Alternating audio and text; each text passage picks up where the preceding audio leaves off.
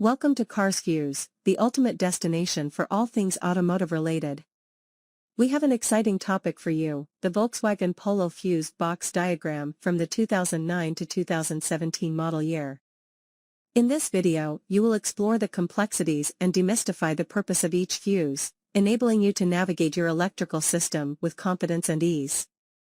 The fuse box is responsible for protecting the electrical circuits from overloading and damage. This quick reference guide is not intended to replace your vehicle owner's manual, which contains more detailed information concerning the features of your vehicle, as well as important safety warnings designed to help reduce the risk of injury to you and your passengers.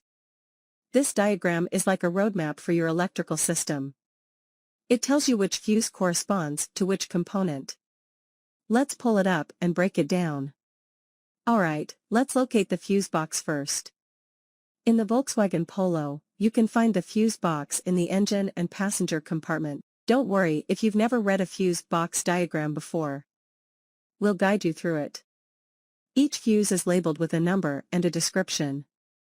If a component isn't working, you can refer to the diagram to find the corresponding fuse and check its condition.